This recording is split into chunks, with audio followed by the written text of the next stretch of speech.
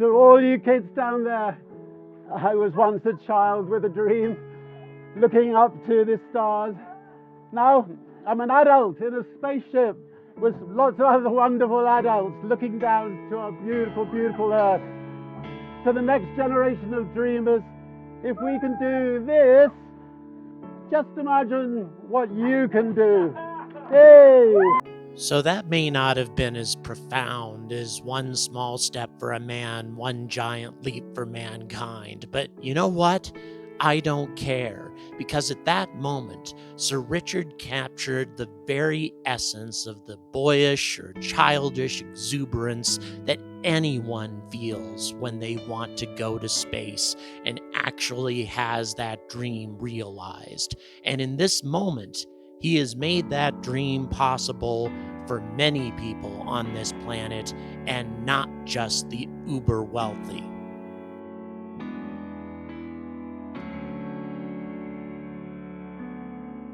And as VSS Unity came in for a beautiful landing, a gentle landing in the New Mexico desert, it left a lot of space enthusiasts wondering, I think, what really had been accomplished here. I mean, man has been to suborbital flight for many decades, more than half a century as a matter of fact, so what really was special about all of this?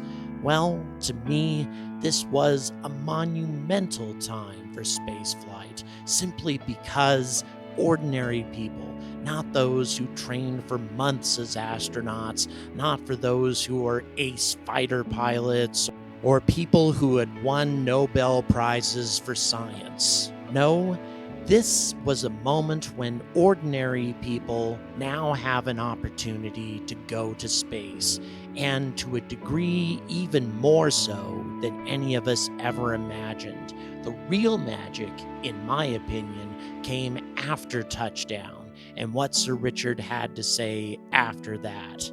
Now, I'm not going to give all of that away right now, but to those who think that this was just a competition of billionaires and a race to suborbital flight for the extremely wealthy, I think you're missing the point. The point, at least as far as Sir Richard Branson is concerned, in my opinion, is all about the democratization of space. And today, a huge step was taken towards achieving that. Not just in terms of a flight being available for a couple of $100,000 or something along those lines, which still puts it outside the reach of most of us, but an opportunity for others to go as well. And this is a beautiful ship to take such a ride. So we're going to learn all about what Sir Richard had to say, what this means for the future of space flight, and also a little bit more about this beautiful ship.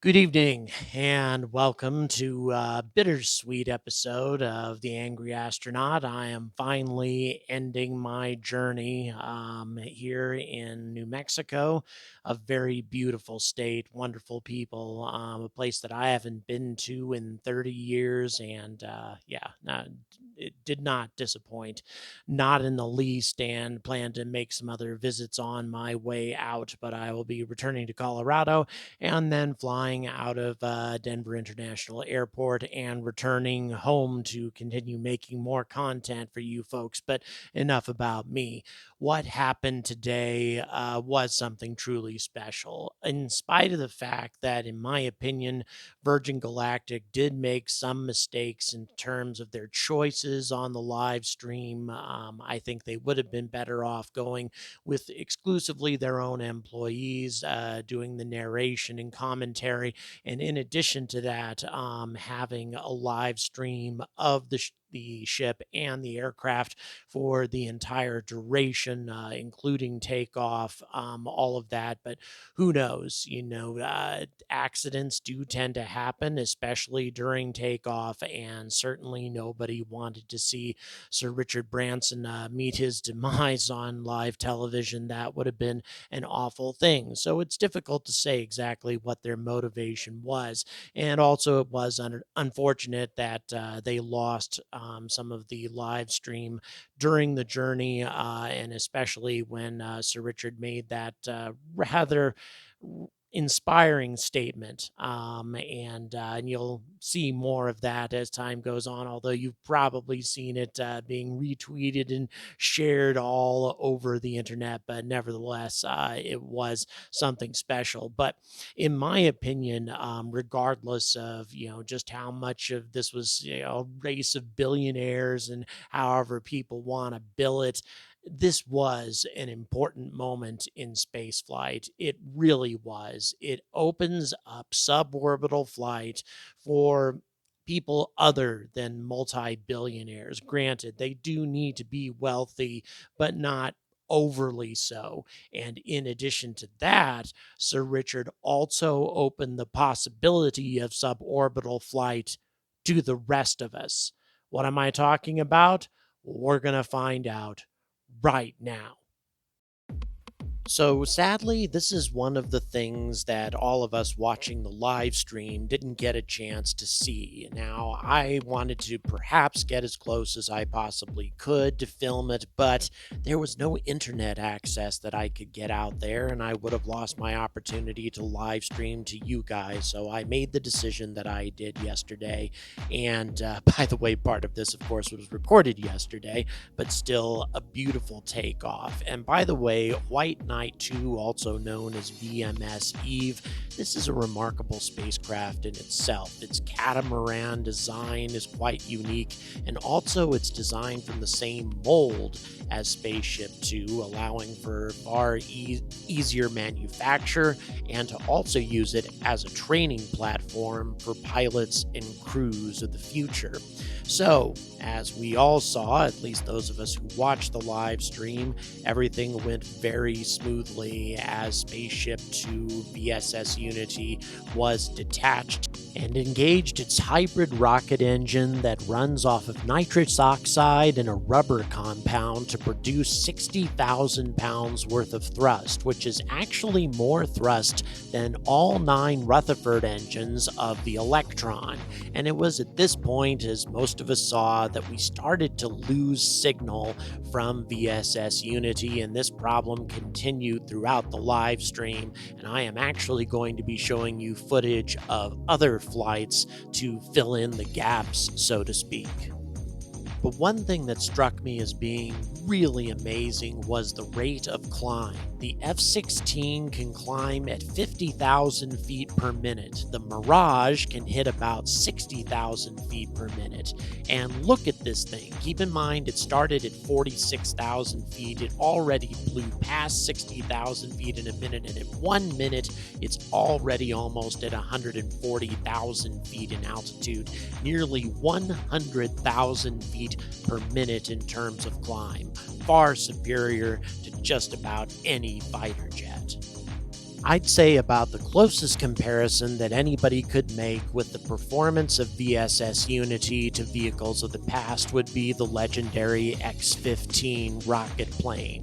Now, this thing accomplished amazing feats back in the 1960s, including some astonishing altitudes. And in case anybody wants to keep splitting hairs about who went to space really and who didn't go to space, well, VSS Unity exceeded the altitude of X-15 at least a number of its flights, such as Flight 190, Flight 138, Flight 143, Flight 77, and by the way, all of those pilots received astronaut wings eventually, and I'm going to read off their names simply because I think they deserve it. Robert M. White, Joseph A. Walker, Robert A. Rushworth, Joe H. Engel, John B. Mackay, Bill Dana, Pete Knight, Michael Adams. Those individuals all deserve astronaut wings just as much as the people who went up yesterday. So, if we want to deny astronaut wings to people who achieve this altitude on the Unity, then we also need to deny astronaut wings retroactively for these legendary test pilots, which would be an absolute crime, as it would be for the pilots of the Unity yesterday. So, let's just stop debating this whole issue.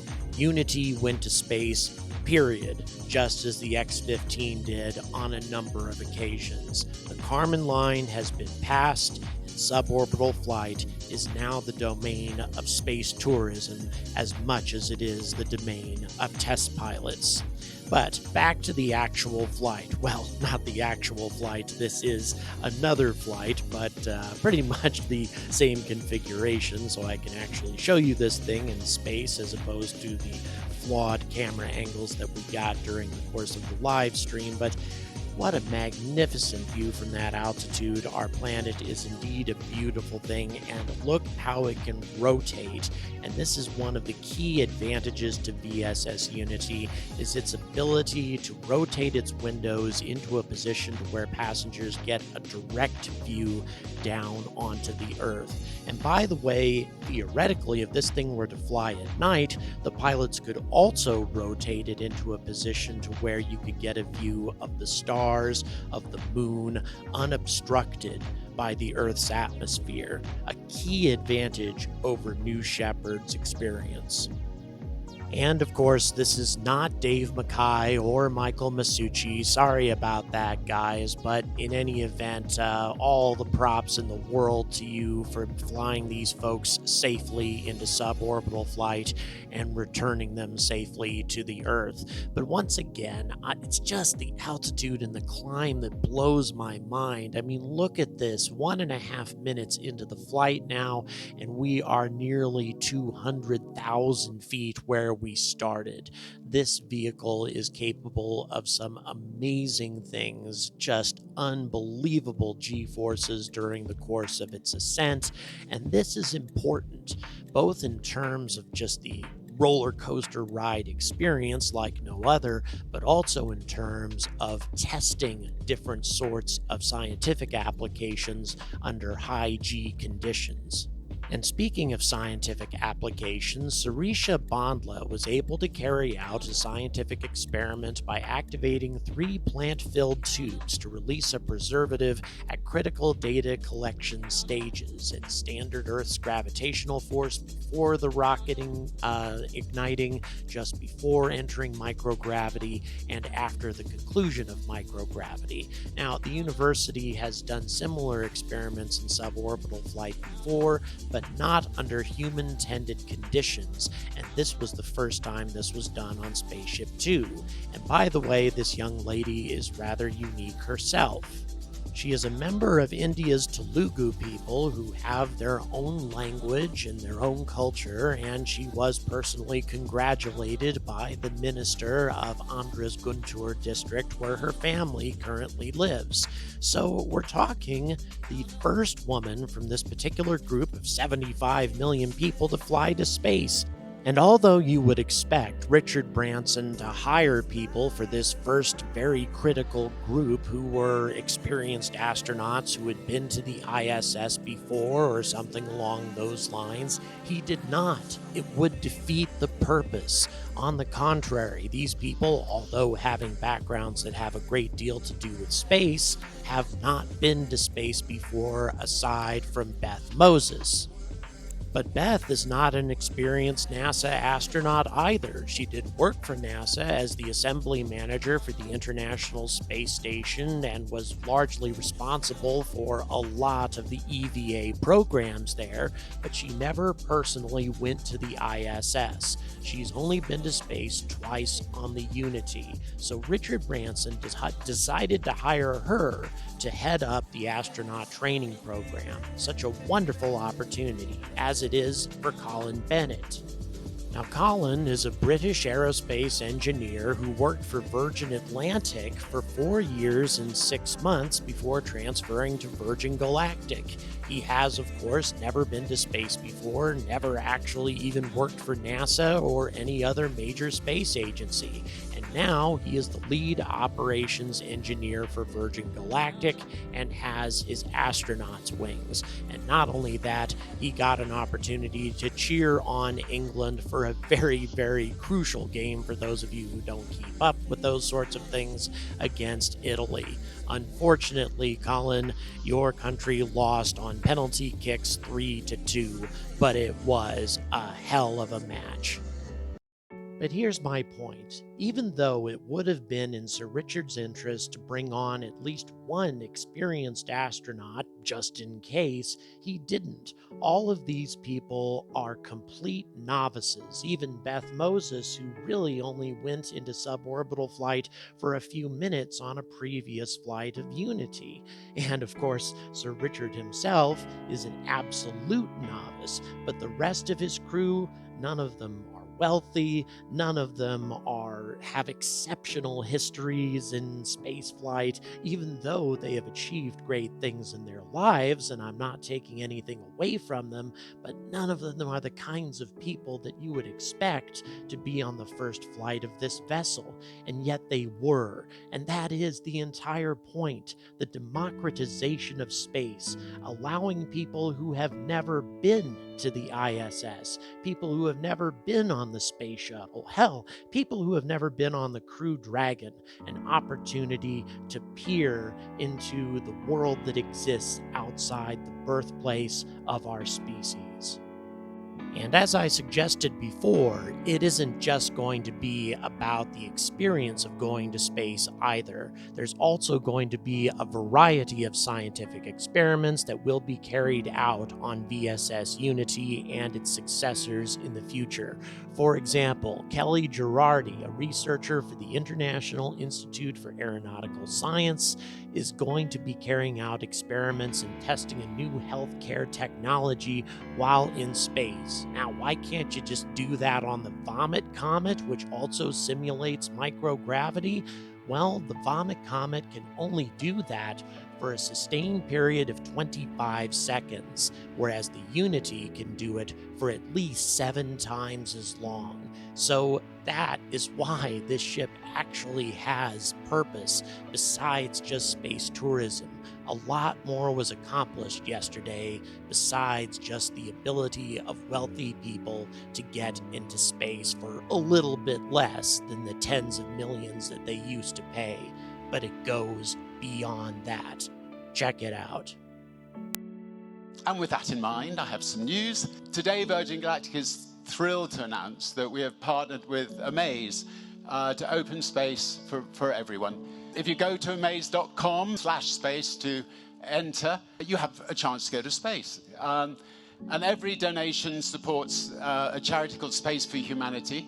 And you'll be entered into the Amaze sweepstakes for the chance to win not 1, but 2 seats aboard one of the first commercial Virgin Galactic spaceflights. The exciting thing about this is that if enough people all over the world participate, it just means the charity can keep on doing tickets for people. So just imagine a world where people of all ages, all backgrounds, from anywhere, of any gender, of any ethnicity, have equal access to space. And by the way, lest this appear too much like a lottery, you can enter for nothing and still have a chance to go. You know, during this speech, Richard Branson also spoke of himself as if he were Willy Wonka. As a matter of fact, he's offering a complete tour of the entire experience himself to those who win this particular sweepstakes, and presumably those in the future if this thing can keep going. And it brings to mind a particular quote from this movie that I will never forget. So shines a good deed in a weary world. Well, Sir Richard, you did your good deed for the day, and perhaps you'll get a chance to continue doing it.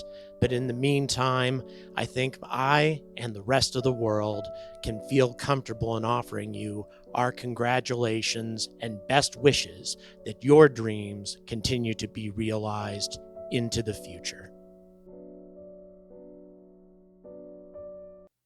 So, Jeff, the gauntlet has been thrown, and I think it is going to be extremely difficult for you, as if he was watching this, but extremely difficult for you to respond.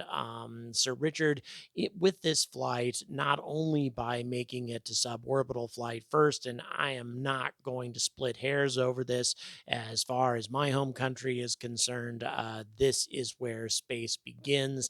And also, this is an area where satellites in highly elliptical orbits, they do tend to dip beneath this level and remain in orbit. So, by any reasonable estimate, this is space. I mean, to say otherwise is just splitting hairs for the sake of splitting hairs. My rocket can go higher than your rocket. Well, it really doesn't matter because the experience is identical and the view of our beautiful home planet is identical. But on top of all of this, it's not just the achievement, it's also the message that Sir Richard has maintained over this entire time, which has been the democratization of space, opening up space, not only in terms of tourism, not only just so people can get astronauts' wings or whatever. As I mentioned in the video, there are a number of experiments going up on Spaceship Two and her sister ships here in the future that are going to take advantage of microgravity for the sake of medicine, for the sake of seeing how plant life and other types of life behave in microgravity under the effects of heavy G forces, those sorts of things, which are going to be absolutely critical to our future development as a spacefaring species. All of this is going to be important. To talk about this as if it's just nothing more than a carnival ride, I think is missing the point. But really, overall, I think Sir Richard grabbed on to the whole point of the democratization of space with this whole idea of, I can't even call it a lottery because you can enter it without paying anything. Because after all, lotteries are illegal in many places across the world. But I don't think that was his only reason for making sure that anybody could enter this. He wants to make sure that anyone, regardless of their income, regardless of their background, regardless of where they may live, anybody can enter this. You, me, anyone. And we all have an equal opportunity to experience what he experienced. And I think this is the way this whole thing should have been done from the beginning. And it really does kind of call out this $28 million race to the first commercial passenger on New Shepard. It really kind of paints it in a light that is not very favorable to Blue Origin. Although the other offer that he made, rather with Wally Funk, that was a huge thing, and for that, I definitely applaud Jeff Bezos in that respect. And you're not going to hear me say that very often, but still, yeah, going the entire concept of the fact that anyone now can go, Obviously, if you contribute to this charity, which is dedicated in sort of a roundabout way, as I looked into it, as I mentioned in the video, to the idea of sending people into space, even, if they don't have the financial ability to do so, a charity dedicated towards this, towards universities, towards, private laboratories, towards people who want to use the environment of microgravity to the advantage of mankind for medicine and for many other types of scientific disciplines. All of these things are now theoretically possible if we can keep this whole charitable initiative going. That's what Sir Richard would like to see, and it would require $250,000 plus worth of donations in between flights for one seat to remain open.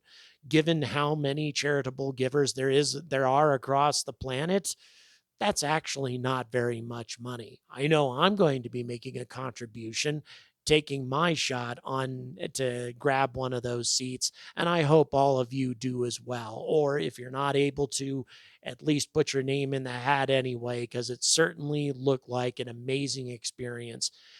So, if you like what I have to talk about, if you like the fact that I chase these stories across the country and soon will be chasing them across the Atlantic as well, let me tell you, like Sir Richard, I once was a child with a dream as well, a dream about space. And although it has not been completely fulfilled, the whole idea that I get to talk about topics like this with all of you for a living, that is a dream that all of you have helped me to fulfill. There are many ways to support this channel, all in the description, or just a simple like and subscribe will be enough to keep me going. So thank you.